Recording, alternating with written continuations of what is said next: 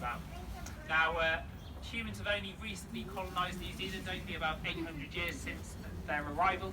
Over those last 800 years, we have created a huge amount of change. We've introduced various different mammals, various different predators to New Zealand. Before humans arrived here, the only mammals that existed for millions of years were a few species of bats. We've introduced rats, dogs, cats, snow ferret, and now there's a huge amount of predation on our native wildlife.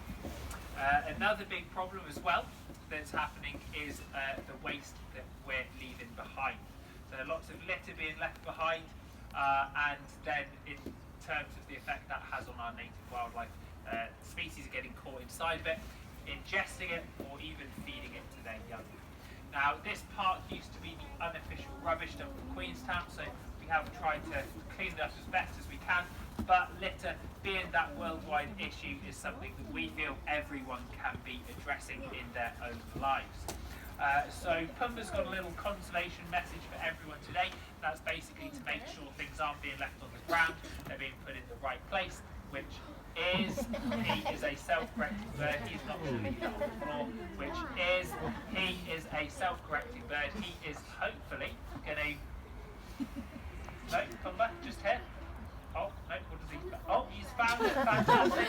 He is going to make sure, no, Pumba, he is going to pick it up, and he is going to make sure it goes in the right place, which is the recycle bin. We got there in the end, sweet. So, Pumba's little message basically, make sure you're reducing, reusing, and recycling. So, just reusing anything possible, sort of bags, saying no to single-use plastics, reducing what you're using as well, and at the least making sure things are not being left on the ground, they're being put in the correct place, which is the bin, if possible, the recycle bin. So Pumba's going to do that once more just to demonstrate for you all. It's going to go in the right place. Did that? Yeah, it did go. Oh, he's going to do it again just to show off how clever he is. There we go. So 65-gram bird. We figure if we can teach a 65-gram bird to pick up paper, put it in the rubbish bin, should be no problem for us big brainy humans to be doing the same sort of thing. And that can make a huge, significant difference for the world worldwide. So we're finding plastic now the deepest parts of the ocean where humans have never been. It is incredible the effect that rubbish can have on the environment, how much it can spread. So that's Pumba's little conservation message for everyone. Now, just while he's out finishing his treat for today, basically I'll explain how we fly our birds. Oh no, he's finished already. We'll walk him on back. Basically, we do everything, all our flights, on a basis of positive reinforcement. So we don't force our birds to fly if they don't want to. When they come out here, then they know that they get special treats. We've done preference testing for them. We've found what foods it is that they really, really like, and then we use those foods as a basis for them flying.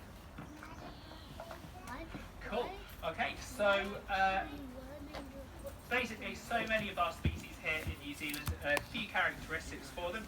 First of all, a lot of them are neophilic, so they're fearless of humans.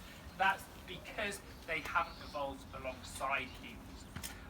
A lot of them are also what's known as neophilic, so anything new to them they will investigate, and that neophilic nature is often beneficial because it means that they're potentially finding new food sources which aid the survival of that species.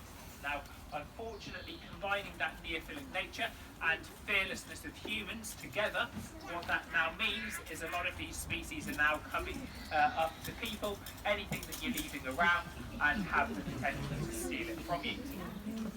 Again, combining it with that idea of making sure you're cleaning up after yourself, reduce, reuse, recycle. Also, don't make sure you're not leaving stuff lying around, you're not leaving bags out, food out, because those birds will come and steal it. It isn't good for them what they're feeding on, and they're becoming far more reliant on humans as well. So, Boots is a little message following on from Pumba there. Basically, make sure you're not feeding birds or anything like that. Boots is a buff weka, one of those inquisitive neophilic birds that we have here in New Zealand. His parents are in the main weka aviary as Walker aviary as you're going through the whole village. Okay, so we'll move on again. Next guest that I've got for you, this beautiful modified toolbox. So spared no expense there. Personally, I think they are one of the most interesting species that we have here in New Zealand. Completely unique, not found anywhere else in the entire world. And there is nothing like them in the entire world. You are spot on. It is one of our tuatala. This is Hercules, one of our juveniles. And right from the start, really want to emphasise how unique this species is. So, tuatala, they might look like just your standy lizard. They're not a lizard. They're not related to lizards. They're not related to crocs, gators, any other sort of reptiles alive on the planet today. They're in a group completely unique and separate from all other reptiles. Now that group, the Rhynchocephalia, used to have various species belonging to it, all of which, far from the tuatala, are now completely extinct. Tuatala, often referred to as a living fossil, they have been around on this planet since the Triassic period, give or take a day or so, 235 million years ago. So they were around before most of the dinosaurs ever even appeared. They have survived that mass extinction 65 million years ago, incredibly successful as a species and perfectly adapted to New Zealand conditions and extreme temperatures in particular.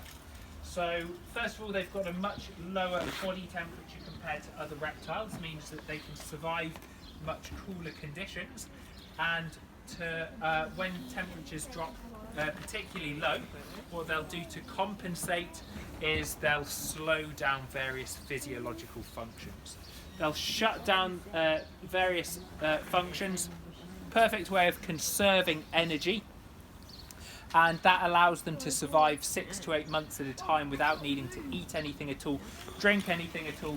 When temperatures start to increase again, they'll just come straight back out of their burrows and continue as normal. Give you an idea, in that slowed down torpor state, they might only be breathing once an hour. Their heart rate can go down to just a couple of beats per minute. Now, in general, tuatala, everything that they do is incredibly slow. Very slow metabolism means that they grow very slowly. It also means that they live for a very long time. Now Hercules here, she is still very young, only 18 years old.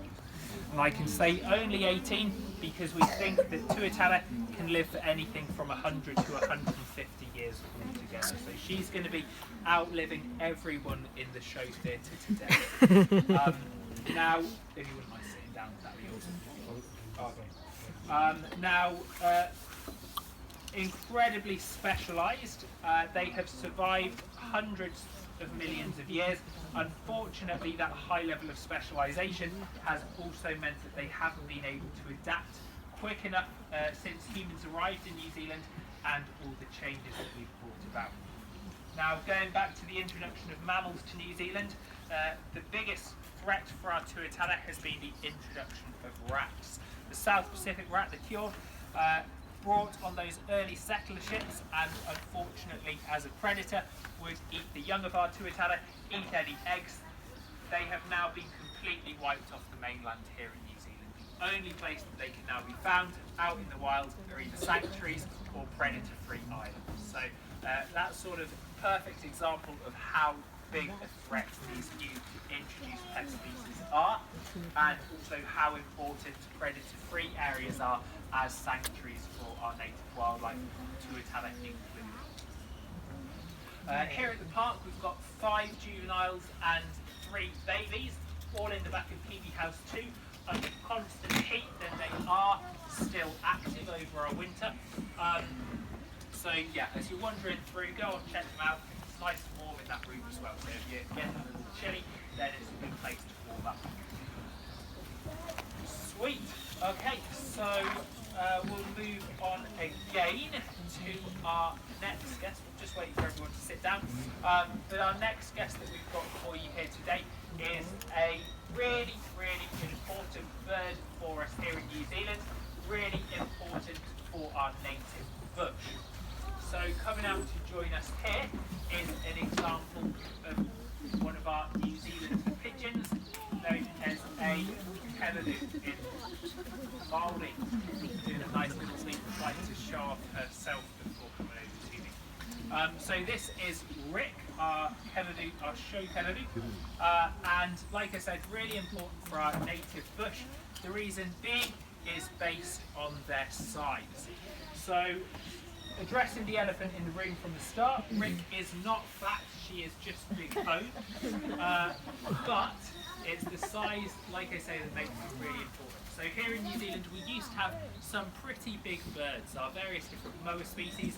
The giant moa stood upright, could reach heights of up to 3 meters tall. Again, since humans arrived here, we've lost all those various big birds. Keladu, now sorry sir, would you mind sitting down please? Thank you very much. Since we've lost those other species, the Keladu is now the only bird large enough to swallow some of the large fruits from our native trees and in turn disperse those seeds. So the Keladu is what we would refer to as a keystone species, vital for our native bush regeneration. And so if we were to lose this species, it could potentially be maybe 70 of our native plant species that would become extinct in turn, purely because they wouldn't have anything to disperse those seeds and regenerate. Now, give you an idea, sort of size of fruit that Rick could swallow here, and seed that she could pass out the other end is pretty much the same size as her own head. So that would be the equivalent of you or I swallowing a rock or a cancer melon whole and passing that whole the other end as well. Now, sadly for this species, again, they can live for maybe 13 years. Average life at the moment, sadly, is only about 1.5 to 3.5 years. Again, a big reason for that is all these introduced predators. Cats a big one. It's also down to impact injuries as well. So a lot of these birds, about 50% that are being brought in for rehabilitation are due to having flown impact injuries, flying into windows and things like that. Those impact injuries really easy to, that's a big mouthful, Rick, really easy to avoid. No, she's decided not. Really easy to avoid simply by hanging things up in your windows when you are at home, making sure that those windows are visible for birds. It is a worldwide issue, something that again you can avoid back in your own life. So little conservation message: if you want to help out birds in your own houses, own hometowns, just hang them up from your windows. Make sure that maybe just don't clean them, skinning seeds. Yeah, so that's a little conservation message from Rick here. I'm just going to let her have a last little mouthful of food before flying her on up to Lisa, where she can hop on home. That'd be awesome. Rick has a pretty interesting story actually.